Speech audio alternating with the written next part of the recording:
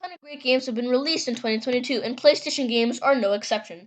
So today, I'm going to be going over the top 10 best PS5/PS4 games of 2022, with 5 honorable mentions. First up, we have Thamnesia, which is a Souls-like game where in a kingdom where death spreads, and you play as a character known by the name as Corvus. It reminds me mainly of like Sekiro in terms of combat, but anyway, it's nice to always have a new Souls-like game to play because they're always fun to compare to other Souls games and experience a whole new world to explore. Stray is an adventure game and was a nominee for Best Game of 2022. It's a game where you play as a cat that gets stuck in this strange cyber city where all the humans are dead and everyone's a robot except you. Crisis Core Final Fantasy VII Reunion, which is an action role-playing game or ARPG, and was originally released on the PSP in 2007, but just got a remake on December 13th, 2022. Final Fantasy VII Crisis Core is a prequel to Final Fantasy VII, which just got a remake in 2021. So it seems like Square Enix, who are the developers of the Final Fantasy series, are like trying to bring back the whole universe of Final Fantasy VII, especially since the world or characters don't carry on to the next Final Fantasy game because they're all standalone games. Next up is Sifu, which is a third-person fighting game where you're trying to get revenge on a group of people who killed your father. Every time you die in the game, you'll age when you respawn. When you're older, you're stronger and have more powerful moves, but you'll die easier in battle. I can already think of so many challenges I could make for this game. Next up is Dying Light 2 Stay Human, which is the sequel to Dying Light 1. Dying Light 2 is the first person open world survival horror RPG, aka role playing game. The plot of the game is that the game is set in 2036, which is 22 years after the events of Dying Light 1, and 15 years after the fall, which was an event in late December 2021, where a new mutant virus of the Heron virus breached the GRE containment and spread across the world, which began what is known as the modern Dark Ages. In the game, you play as a person named Aiden Caldwell who can run around the open world while using a glider and a grappling hook. There's been a lot of great open world games that have released this year, and Dying Light 2 is no exception. The Last of Us Part 1 is a legendary action adventure shooter game that first released in 2013 and is finally getting a proper remake. The game had an outstanding story, with the plot being that a disease had spread across the world, and when people get infected, they turn into like zombies slash like psychopaths. A man named Joel loses his daughter Sarah in this outbreak, and 20 years later, Joel is still grieving over the loss of his daughter. Eventually, Joel finds a girl named Ellie who he needs to protect, and after his friend and fellow survivor gets infected and dies. After first, Ellie and Joel are complete enemies, but then as they progress through the game, Ellie and Joel grow closer and closer together. You can explore many areas in this game and collect secrets while sneaking up on enemies to take them out before they alert other enemies to attack you. A Plague Tale Requiem is an action-adventure survival horror stealth game. It's a sequel to A Plague Tale: Innocence and carries on its story. Basically, a kid named Hugo de Rune has a blood disease that his family must find a way to cure. There's a lot more lore to this game. I'm not going to spoil too much about this game because you should probably see it for yourself. I mean, if you've played A Plague Tale: Innocence, you could probably guess just how fantastic A Plague Tale Requiem story is in terms of siblings or parents' love for their child or sibling. Throughout the game, you'll find many puzzles, places to explore, ways to fight your enemies or use stealth and kill them before they suspect anything. Alright, so before we get to the next 3 games, I'm just going to go over some games that aren't good enough to make it to this list, but still deserve to be mentioned. Steel Rising is an action role-playing Souls-like game where you're in an alternate version of the French Revolution, and King Louis XVI has created an army of clockwork automatons.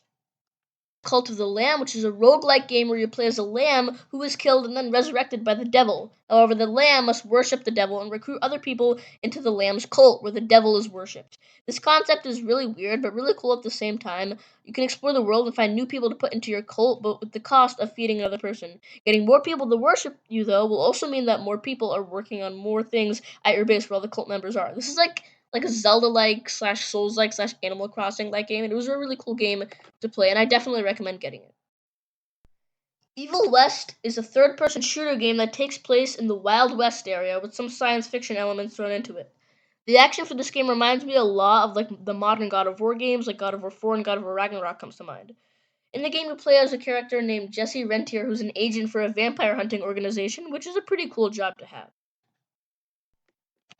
Ghostwire Tokyo is a first-person action-adventure game where you play as a guy who has a spirit inside his body and is giving you these powers to help you fight off the ghosts that have invaded Tokyo. This game can be a little weird and creepy sometimes with the story, but it isn't at all like a horror game like Silent Hill or Resident Evil. In Ghostwire Tokyo, you can also explore all over the area doing side quests and fighting enemies as you can go, which can get pretty intense sometimes. Sonic Frontiers, which is the most open Sonic game that the Sonic franchise has ever had.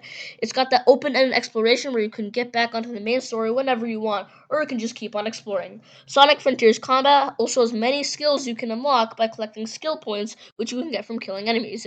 If you've watched my review on Sonic Frontiers, you'll know that the plot of the game is that Sonic, Tails, and Amy get stuck in this strange world called cyberspace. After only Sonic escapes cyberspace, he finds himself in a whole new world to explore while trying to free his friends from cyberspace and getting out of this strange place with strange creatures that inhabit this world. Alright, so now with all those honorable mentions out of the way, we're now down to number 3, which is Horizon Forbidden West, which is the sequel to Horizon Zero Dawn, which was a masterpiece for Guerrilla Games in terms of open world, narrative, the side quests, the combat, the art style, and so much more. Horizon Forbidden West is an open world action RPG which carries over Horizon Zero Dawn's formula into a game that uses Horizon Zero Dawn's formula and learns how to make the game better in every way. In terms of gameplay, there's a new world that's much larger than Zero Dawn's world, but there's more underwater gameplay and the combat is more detail-oriented. Horizon Forbidden West's story builds off of Horizon Zero Dawn's story, where Aloy, the character you're playing as, and her companions wander off into the Forbidden West to find the source of a plague that will kill every life it infects. I won't reveal anything else about either games because you should really experience the events of both games for yourself. Horizon Forbidden West was also a nominee for the Game of the Year for 2022. Down number 2, we have God of War Ragnarok, which is an action-adventure game that's a sequel to God of War 4, aka God of War 2018. God of War Ragnarok is a game that shows a relationship between a father and son who both want the best for each other but have poor communication between each other. Both games have a story that is based around Norse mythology with some changes. The story takes place after the end of God of War 4 when Kratos kills Baldur, the son of Freya. This started Ragnarok, which is basically the end of the world in Norse mythology. Ragnarok starts with Fimbulwinter, which basically means that it's snowing everywhere. One day, Kratos and Atreus, Kratos' son, are attacked by Thor and Odin, as hinted from God of War 4's secret ending. While Kratos battled Thor, the god of thunder and son of Odin, Odin was alone with Atreus and tried to turn Atreus onto his side. He tells Atreus that he'll give him the answers to all of his questions, like why the giants in Jotunheim referred to him as Loki in the prophecies. In God of War 4, Kratos and Atreus barely know each other after Atreus' mother died. But by God of War Ragnarok, we see that Kratos and Atreus have formed an even closer relationship. However, throughout God of War Ragnarok, we see that Kratos and Atreus have formed an even closer relationship. There's a lot of heart-to-heart moments in this game for many characters, and this isn't just for Kratos and Atreus. Emotions like love, sadness, and anger are all present throughout the game. And as you play through God of War Ragnarok, the end of the world gets closer and closer, and soon it'll be too late to do anything. And Atreus also saw a prophecy showing Kratos' dead body on the wall, and Atreus is doing everything he can for preventing his father from dying. However, Kratos is stubborn and repeatedly tells Atreus that he doesn't believe in these prophecies. God of War Ragnarok's gameplay consists of playing as both as Kratos and Atreus, who both have different weapons and movesets.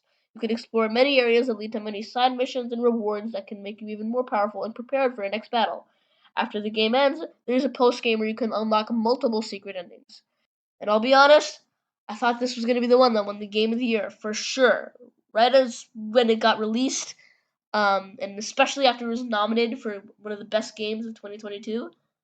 However, there's still one more nominee that we have not talked about yet, and I was rooting for this game ever since its early release in February 2022. And that game is Elden Ring!